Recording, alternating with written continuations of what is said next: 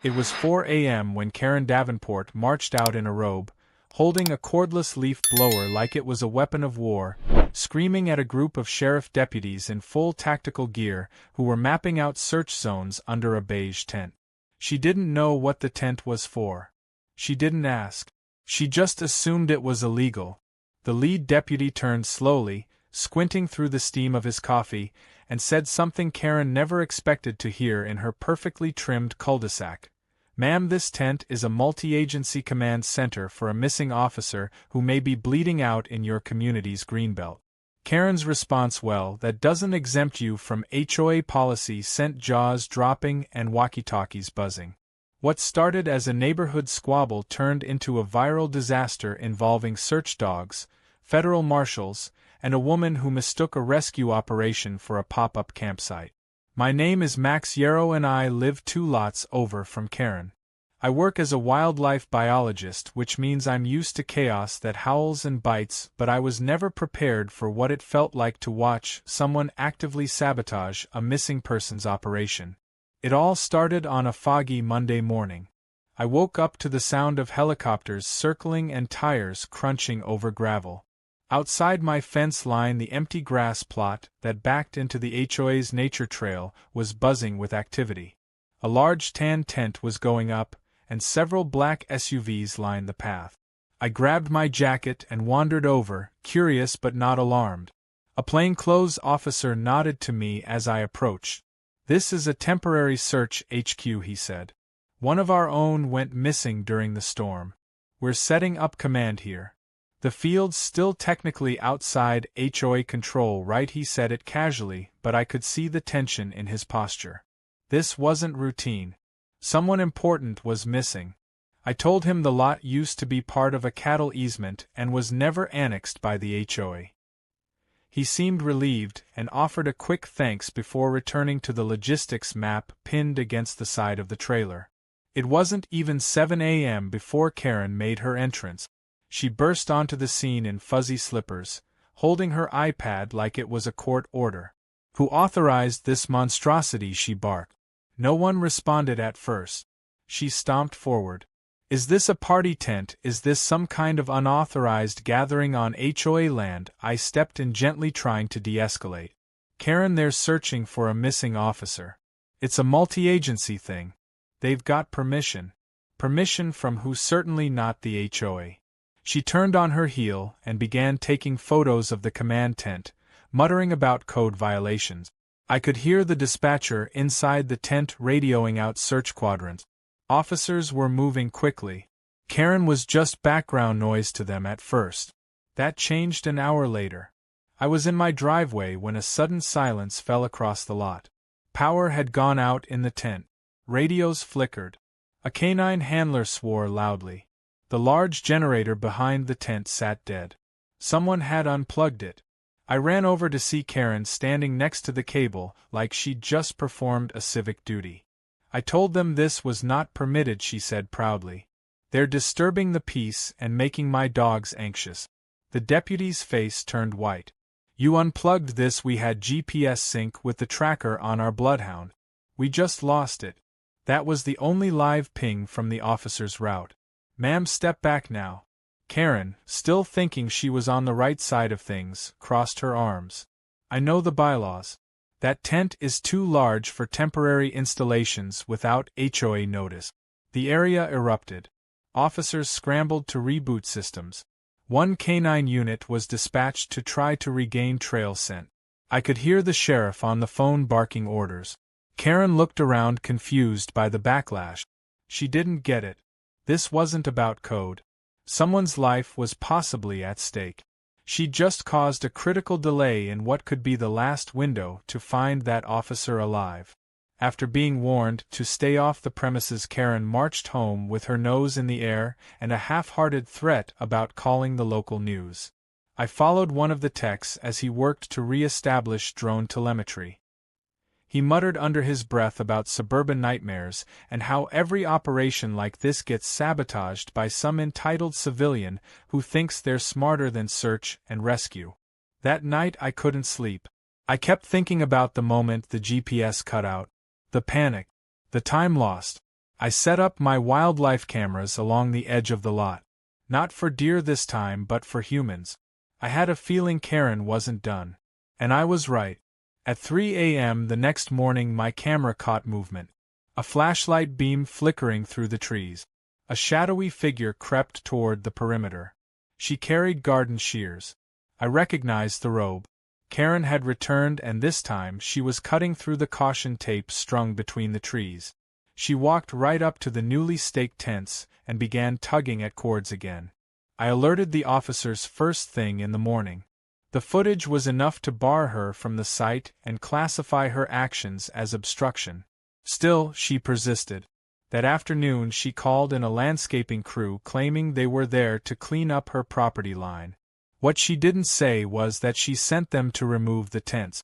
When the marshal on site confronted the crew leader, the man looked genuinely stunned. We were told this was a home staging job. The entire crew was detained. Karen once again denied everything. But the footage showed her waving them in from her porch. By the end of the second day, the search effort had expanded. More tents. More gear. The scent dogs were back on track. A breakthrough was near.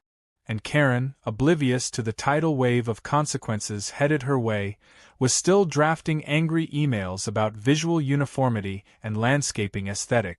What she didn't know was that the missing officer was found the next morning, barely alive, huddled in a dry culvert just past the HOA trailhead, injured but alive. And that tan tent she tried so hard to remove was the only reason he survived the night. Karen should have backed off the moment the sheriff deputy warned her about interference, but people like Karen don't back off. They escalate. And that's exactly what she did. By the next morning, our peaceful neighborhood was tangled in HOA drama, emergency operations, and a woman who believed that neighborhood appearances mattered more than a man's life. While most of us residents were either offering to bring coffee to the search crew or staying out of the way, Karen decided it was time to launch what she called an official complaint campaign.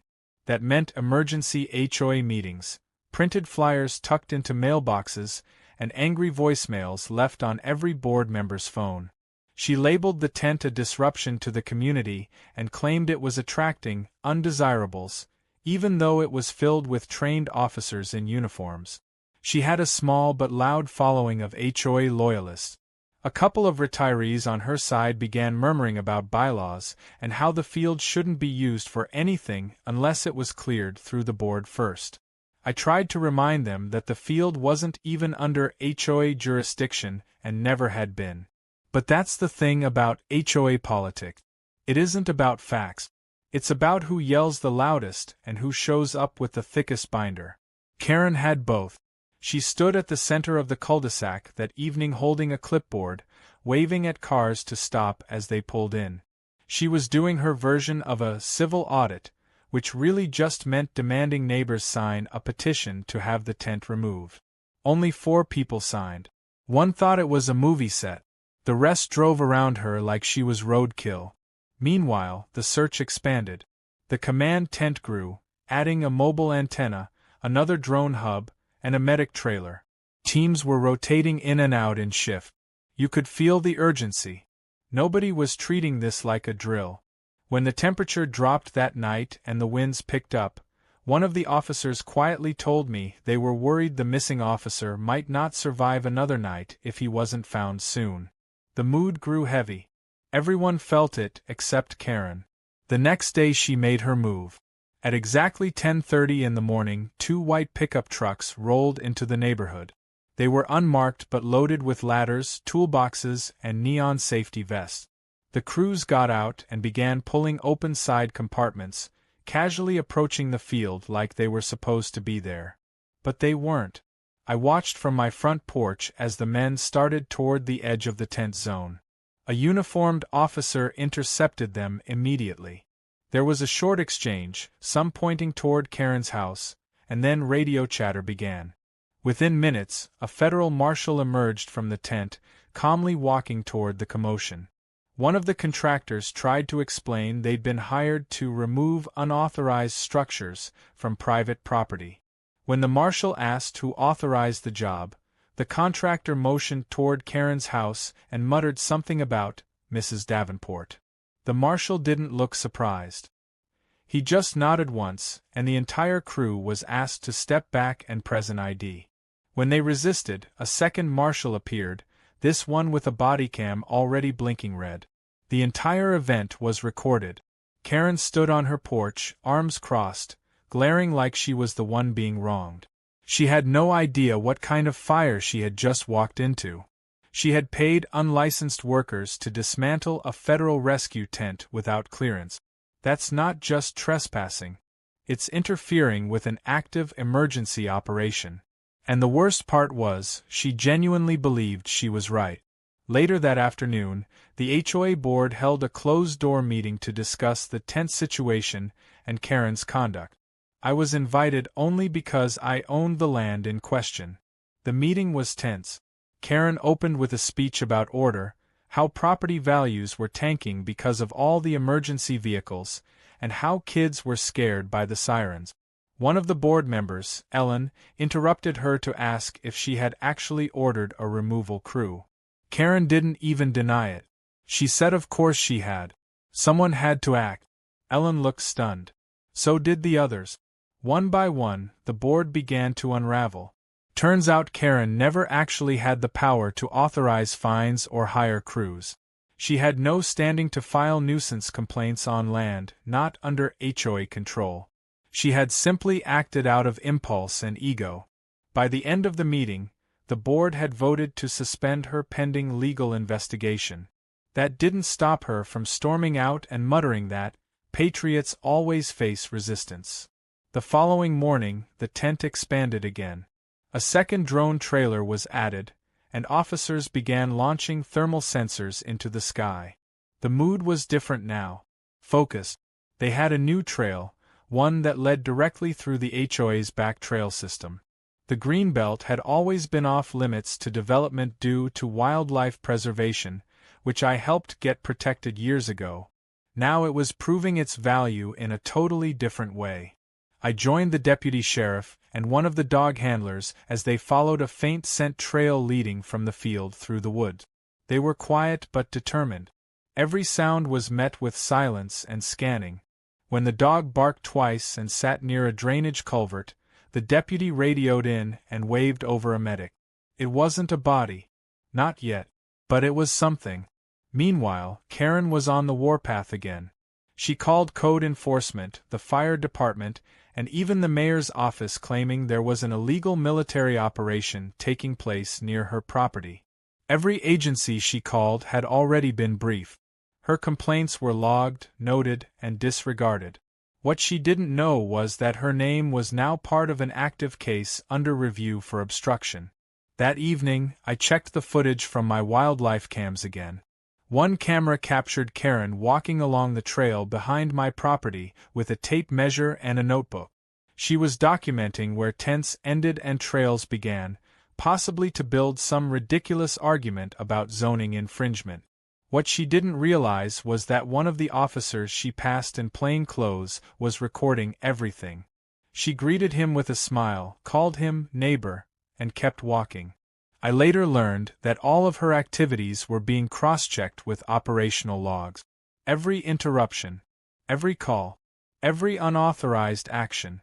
It was all being compiled. And it wasn't just annoying anymore. It was dangerous. Every hour wasted responding to her antics was an hour the officer could be slipping further out of reach. That night I sat on my porch watching the search teams coordinate by moonlight.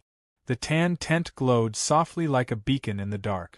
I thought about how close we were to losing everything because one woman couldn't accept that the world didn't revolve around her HOA rules. I didn't know yet that the next day would change everything. That they'd find him. That Karen's name would soon be known nationwide. But I did know this. The tent she hated so much was saving a man's life. And she was about to become infamous for trying to take it down. By the time the third morning rolled around, the neighborhood had stopped pretending this was normal. Satellite vans with dish antennas had begun parking along the outer road, and the story of the missing officer had caught fire on local news. Reporters cautiously hovered at the perimeter with long-lens cameras, careful not to interfere but eager to catch any detail. Most residents waved politely and kept their heads down, aware that something important was unfolding. Most of them. But not Karen. Karen saw the attention and interpreted it as an opportunity for her side of the story. Dressed in her finest purple power suit and standing in front of a flower pot display, she gave a self-recorded statement about how lawless and unsightly chaos had disrupted their peaceful suburban sanctuary. She emphasized the word sanctuary 3 times, then turned the phone to record the tan tent and helicopters in the background as though they were an invading army instead of life-saving personnel. What Karen didn't know was that someone in the sheriff's department had seen my wildlife cam footage from the night she snuck onto the field with garden shears. That same clip had been forwarded to the county prosecutor's office under a quiet inquiry into potential obstruction of an active emergency. Though no formal charges had been filed yet, the officers had already updated her file. She was now marked red in the incident management system with an advisory tag reading, "Do not engage without backup." That was the point we'd reached. I had stayed relatively quiet in all this, partly because I didn't want to feed the drama and partly because I didn't want to be seen as a participant in the war she was waging. But that neutrality didn't last.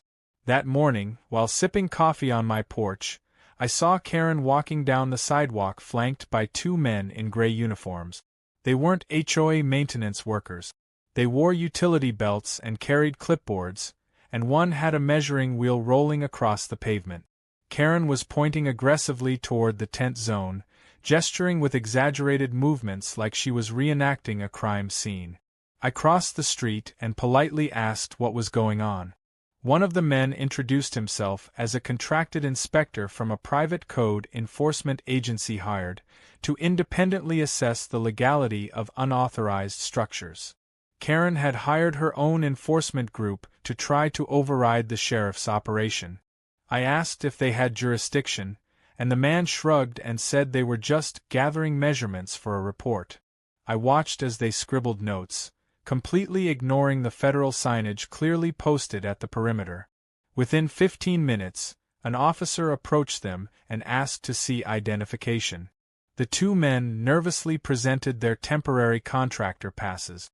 They were asked to leave, and as they packed up, Karen threw her arms in the air like she was being evicted from her own property. Later that afternoon, word came through the camp that a major breakthrough had occurred. One of the thermal drones had picked up an intermittent heat signature near the back of the HOA's trail system, an area previously overlooked due to dense tree cover. The drone operator quickly cross-referenced the timestamp with the GPS route the officer had last taken. It was a match. The missing officer might still be alive. Suddenly everything went into overdrive. Deputies launched a new foot search with dogs and aerial support. Medics were placed on standby. The entire tent buzzed with radio calls and redirected paths. The mood shifted from anxious waiting to active pursuit. Every second mattered. Even I felt the rush as a new convoy moved out toward the woods. I stayed back, knowing I wasn't trained for that level of fieldwork, but I stood near the perimeter watching the effort unfold. Karen didn't see it that way. She had called her daughter to bring over a box of HOA newsletters that she printed on pastel blue paper. While officers were conducting their most critical push yet to locate their missing colleague, Karen was hand-delivering notices about the illegal use of undeveloped community land. Her flyer included a QR code linking to a blog she started titled Reclaim Our Road. In it, she described herself as a concerned community advocate battling an occupation of her homeland. She used words like siege and resistance. You'd think she was writing historical fiction, not interfering with a rescue mission. By the time the sun started dipping behind the tree line, the search party's voice came over the tent's loudspeaker system. They had found a clue, a torn piece of uniform and boot tracks leading toward a drainage culvert. The mood turned electric. Medics sprinted toward the vehicles. A call went out for extraction support. Karen was still on the sidewalk arguing with a reporter about why she wasn't being interviewed. She didn't notice that the officers had found something real, something urgent. I watched as a stretcher was carried down the path. The missing officer was alive but weak, dehydrated, and injured. He had apparently taken shelter in the drainage tunnel and survived on rainwater. His radio had failed, but his training had kicked in. Wrapped in an emergency blanket, he gave a small thumbs up as he was loaded into the waiting ambulance. People around me applauded softly, some openly crying. It was a moment of quiet triumph after days of desperation. Karen, seeing the crowd gather, actually asked someone if this meant the tents could be taken down now. The woman she asked, a neighbor named Valerie whose cousin was one of the search team leaders, just stared at her without saying a word. Karen repeated the question. Valerie shook her head slowly and walked away.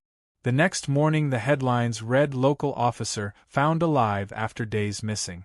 Suburban search tent was key.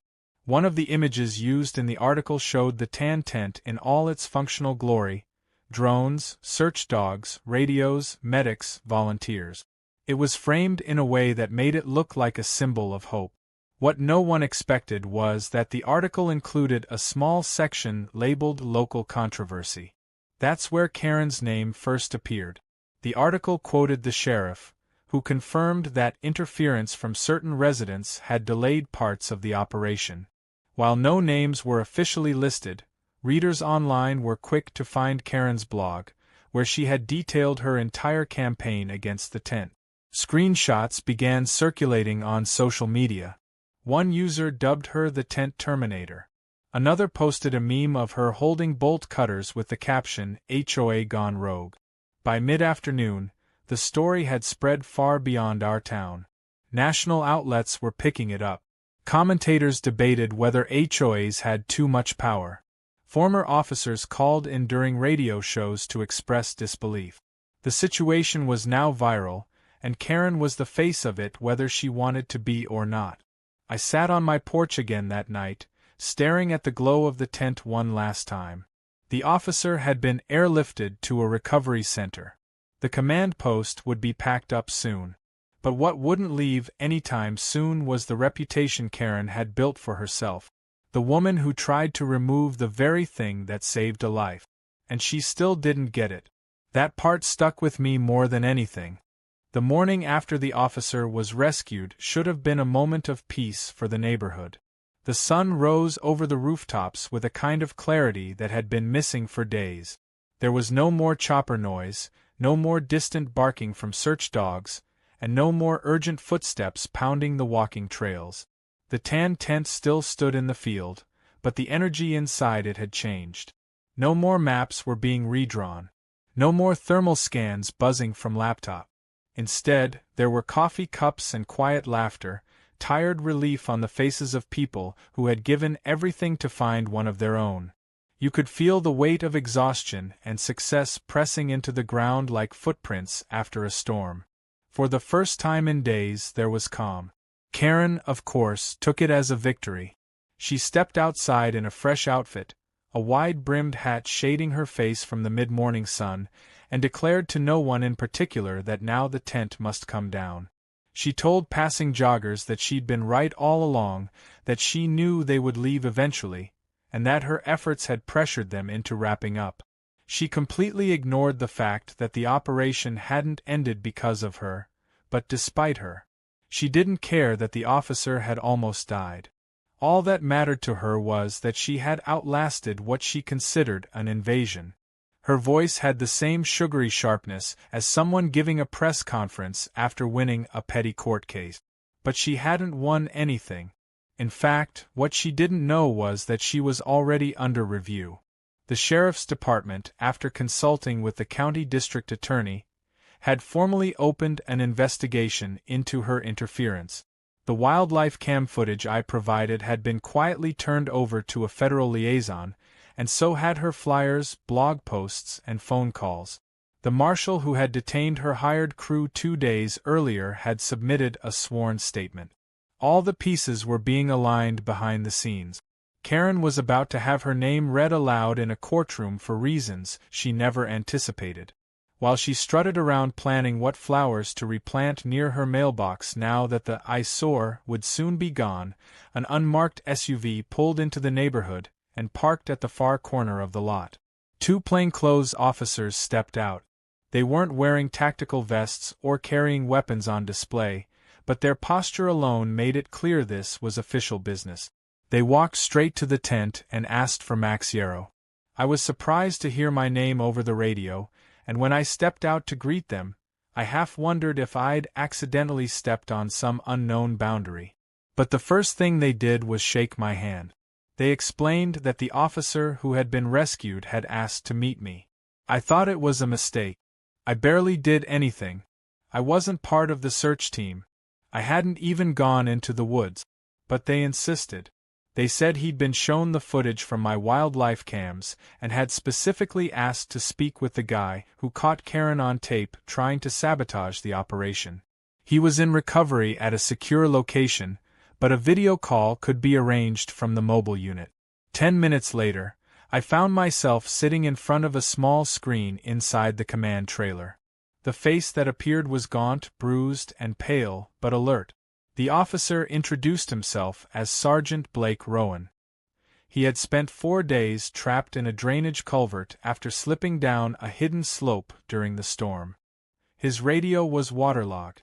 His backup battery had failed.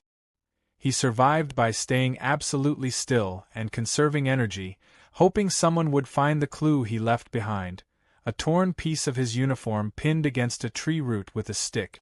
He told me he'd heard the drone above him on day 2 and again on day 3, and that both times he tried to crawl out far enough to be seen. But the drone's signal had dropped. That was the moment Karen unplugged the generator. He'd read about it in the debrief. He paused, then said calmly that she may have cost him a full day of waiting in the cold. A full day without water. He didn't say it with anger, just with the tired weight of someone who understood how thin the thread of life had been. Before the call ended, he thanked me again and said he had submitted a request for recognition for the footage I had provided. I didn't know what to say. I just nodded and left the trailer feeling like I'd just walked out of something heavier than I could put into words. When I returned home, I saw Karen pacing in her yard, on the phone again, waving one hand dramatically as if swatting away invisible flies.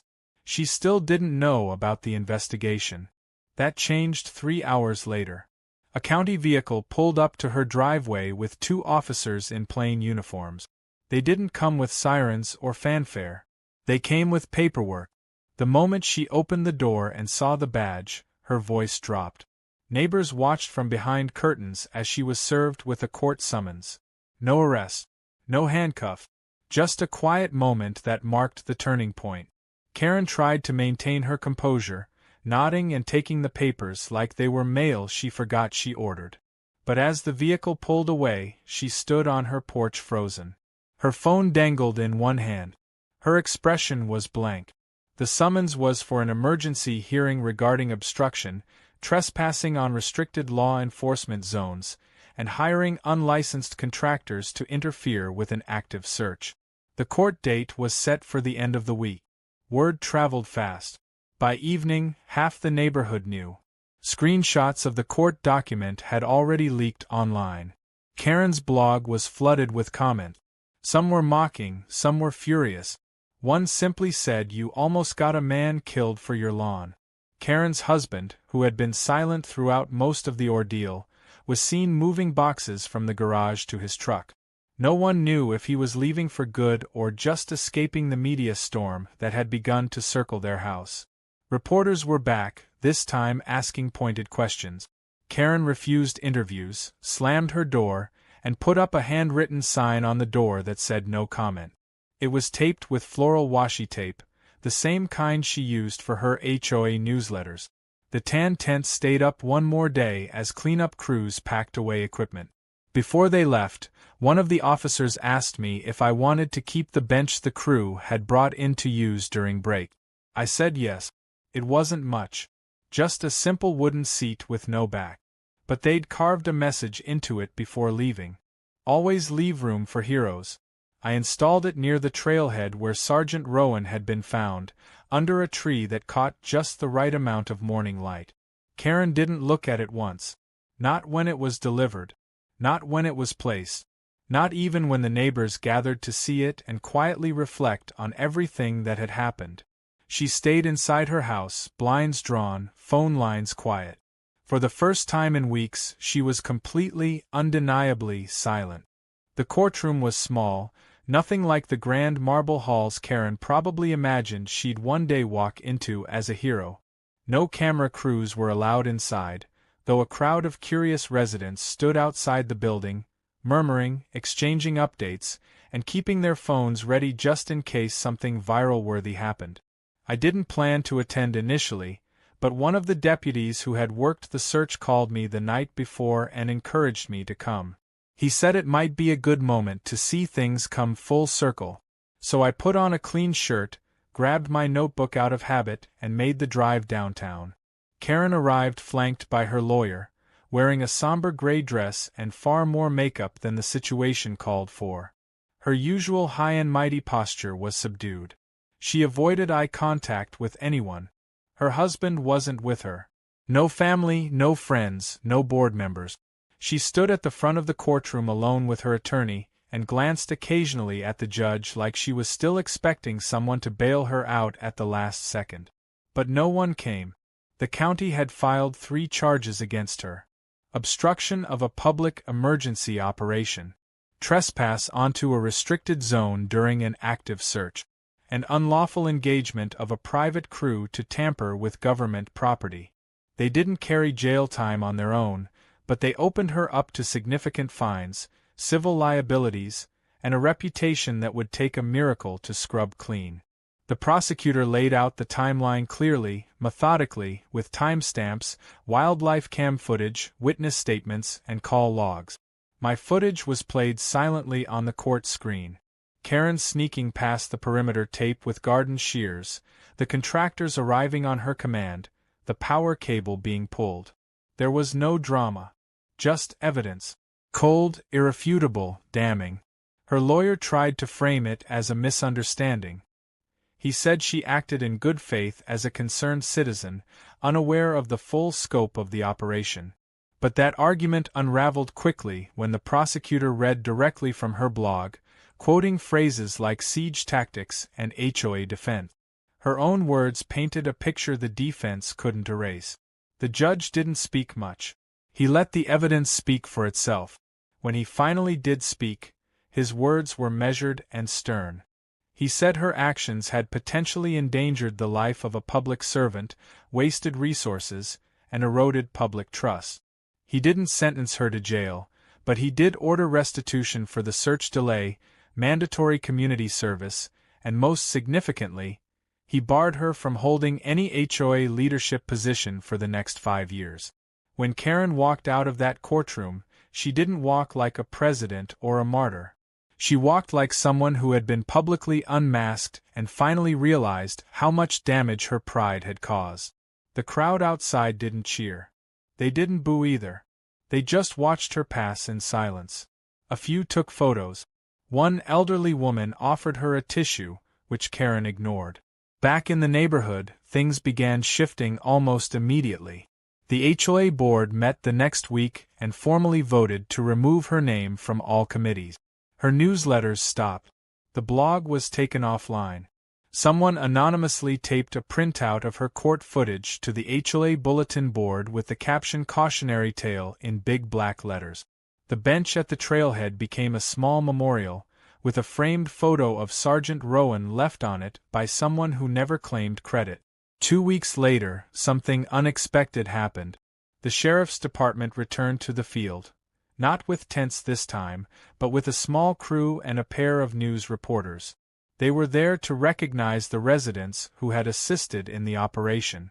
I hadn't expected to be called forward, but when they read my name and handed me a plaque, I saw my own face on a small fold-out display next to the timeline of the rescue.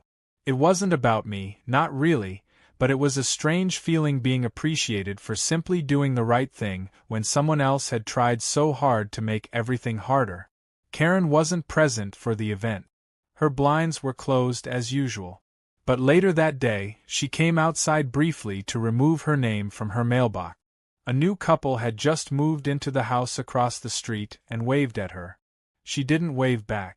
Instead, she stared at the bench in the distance for a moment, then quietly walked inside. Life moved on. The HOA slowly changed its tone. Rules were revised.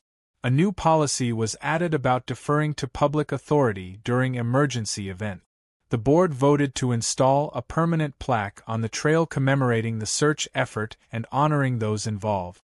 The field, once the center of controversy, was now unofficially known as Rowan's Field. Kids played tag on the grass again. A few teenagers painted a mural of a search dog on the community wall. No one asked permission. No one complained. I still sat on my porch some evenings, watching the sun fall over the ridge. One evening I saw a group of local students conducting a guided hike along the trail, pointing out the spot where the officer was found. Another evening, I heard a podcast host talk about the event as an example of what happens when authority and entitlement clash in the wrong way. Karen's name had become shorthand online for overreach. HOA Karen trended briefly on social media again after someone made a parody musical number reenacting the generator incident with puppets. Despite all of it, I didn't feel any satisfaction watching her fall. I felt relief that the officer had lived, that the operation had succeeded, that the system had, in its own way, held the right person accountable. Karen wasn't evil. She was obsessed. Obsessed with control. With rules. With the illusion that order could replace judgment. And in the end, her inability to pause and ask what really mattered cost her everything she thought she controlled. Months later, I received a letter. It was handwritten, no return address, but I recognized the careful handwriting. It was from Karen. Just a few lines. No excuses. No legal jargon. She said she was sorry for not listening. For not asking. For making it harder than it needed to be. She said she'd seen the bench and understood now why it mattered. She didn't ask for anything. She just signed it K. Davenport. I never showed it to anyone. I folded it neatly and placed it inside the wildlife cam box, along with a spare battery, just in case. Because sometimes the things you don't expect to catch end up meaning the most. Because sometimes the hardest lesson someone learns is the one they teach themselves, after everyone else has gone quiet. And in that silence, maybe, just maybe, they finally hear the truth.